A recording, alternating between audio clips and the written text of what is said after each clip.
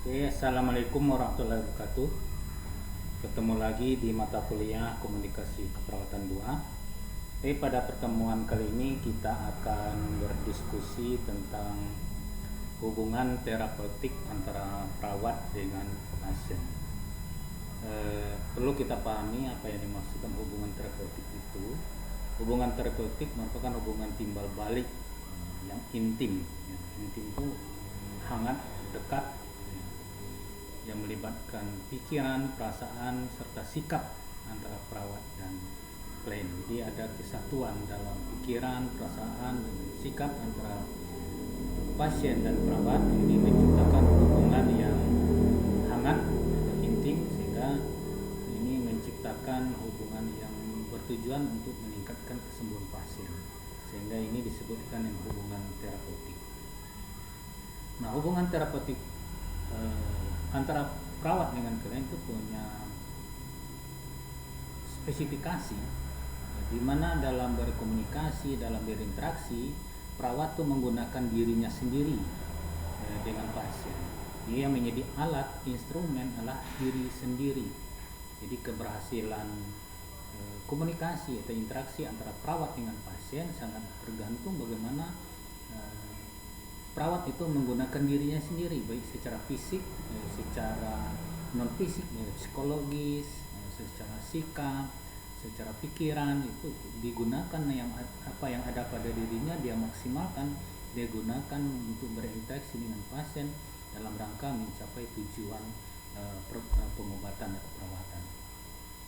Dan dalam berkomunikasi dan berinteraksi tentu menggunakan pendekatan-pendekatan khusus. Antara satu pasien dengan pasien lain, dengan satu masalah dengan masalah lain, tentu punya cara, metode, pendekatan yang spesifik sehingga pencapaian tujuan dalam berinteraksi itu bisa diwujudkan. Dan ini perlu juga dikuasai oleh perawat. Suatu masalah, suatu kondisi, suatu latar belakang pasien tentu memerlukan pendekatan khusus. Jadi tidak semua pasien bisa diperlakukan atau melakukan pendekatan yang sama, dan juga tidak semua kondisi bisa dilakukan dengan pendekatan atau metode yang sama. Di sini diperlukan kemampuan perawat untuk menganalisis kondisi sehingga dia mampu menentukan pendekatan yang bagaimana yang harus dia lakukan, sehingga pada saat berinteraksi dan berkomunikasi dengan pasien itu bisa mencapai tujuan yang diharapkan. Nah, tujuan hubungan terapeutik ini itu pertama meningkatkan kesadaran diri. Jadi kesadaran diri pasien maupun perawat, penampilan diri dan interaksi diri. Jadi sehingga pola hubungan itu bisa hangat atau intim.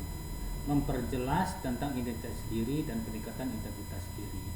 Di siapa pasien itu sendiri, siapa perawat itu sendiri, itu akan semakin menguat sehingga integritas dirinya semakin kuat, semakin percaya diri. Perawat percaya diri dalam membina hubungan, pasien juga semakin percaya diri untuk membina hubungan. Ketiga, meningkatkan kemampuan untuk membina hubungan intim dan interdependen pribadi dan kecakapan menerima kasih sayang. Ini maksudnya karena saling mengetahui siapa dirinya dan memperjelas integritas diri, sehingga terciptalah hubungan yang intim, yang hangat, interdependen, yang saling ketergantungan satu sama lain. Sehingga hubungan yang intim, hangat itu, maka hubungan saling percaya dan kasih sayang akan tercipta. Kemudian meningkatkan fungsi kemampuan untuk memenuhi tujuan pribadi yang realistis. Jadi perawat punya tujuan pribadi, dalam hal ini sebagai perawat tentu mencapai tujuan kesembuhan pasien, dan juga tujuan pribadi dari pasien itu sendiri, ya tentu tidak apa sebagaimana dia ingin mencapai kesembuhan, sehingga tujuan itu bisa satu sama lain menyatu, sehingga tidak ada benturan antara tujuan perawat dan tujuan pasien. Bagaimana status hubungan antara perawat dan pasien? Nah, perawat pada posisi ini tentu adalah pemberi informasi. Jadi pemberi alternatif informasi yang ada di sini kata alternatif apa? Alternatif itu banyak pilihan yang harus diberikan dan mana yang harus dipilih. Dan baik itu alternatif informasi, karena pada kondisi ini perawat berfungsi untuk memberi informasi alternatif informasi, memberikan alternatif solusi terhadap masalah pasien. Sedangkan apa yang harus diambil dan apa yang harus diputuskan dan terhadap informasi dan pemecahan dan solusi masalah itu pasien sendiri yang menentukan. Jadi perawat hanya memberikan alternatif solusi terhadap pemecahan masalah yang dihadapi oleh pasien, sedangkan yang menentukan apa yang harus dilakukan itu adalah pasien itu sendiri. Jadi keputusan adalah hak pasien, sedangkan tanggung jawab perawat hanya memberikan alternatif atau solusi yang harus diambil oleh perawat. Jadi keputusan bukan di tangan perawat, tapi keputusan di tangan pasien. Di sini kita lihat bagaimana sih posisi perawat sebagai terapis. Jadi dalam fokus ini perawat itu sendiri kesadaran diri. Ya, perawat harus menyadari siapa dirinya dan menyadari juga siapa pasiennya.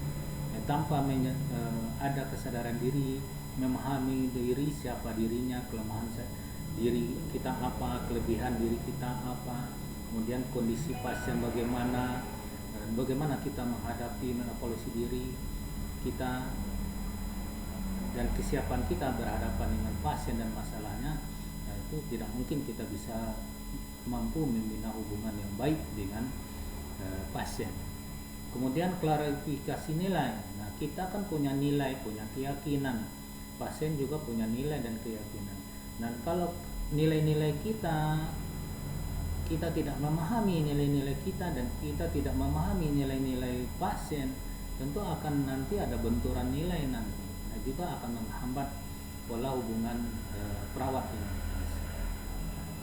Kemudian eksplorasi perasaan. Nah, di sini kita mengeksplorasi perasaan kita. Mungkin dalam setiap kita membina hubungan dengan pasien ada ketakutan, ada kecemasan, ada keraguan, ada ketidakpercayaan diri. Nah, itu harus dieksplorasi. Kalau hal-hal yang sifatnya negatif, itu kita harus minimalisir itu. Harus kita eksplorasi perasaan itu semua. Kemudian kemampuan menjadi model. Nah, kita hadir di samping pasien, itu harus mampu menjadi model dalam hal menyelesaikan masalah-masalah pasien. Bagaimana menyelesaikan masalah-masalah pasien, kita harus mampu menjadi model di sana. Tampil percaya diri, komunikasi yang baik. Kemudian rasa tanggung jawab. Ini kita akan kupas satu-satu nanti bagaimana komponen ini berperan dalam hubungan terapeutik.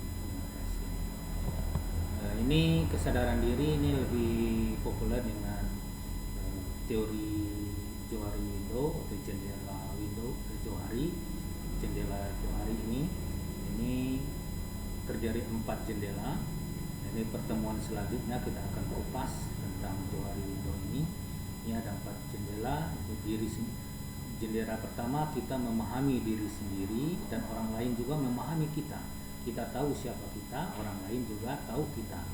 Jendela yang kedua, orang lain tahu siapa kita, tapi kita sendiri tidak tahu siapa kita. Dan yang jendela yang ketiga, hanya diri sendiri yang tahu ya. Kita hanya tahu, kita sendiri yang tahu siapa kita, tapi orang lain tidak memahami siapa kita. Dan yang keempat, ialah orang lain dan diri sendiri sama-sama tidak mengetahui siapa kita. Nah, ini sangat mempengaruhi siapa kita dan bagaimana kita dalam berinteraksi dengan orang lain. Demikian kita akan sambung pada pertemuan selanjutnya dengan video tutorial selanjutnya. Terima kasih. Assalamualaikum warahmatullahi wabarakatuh.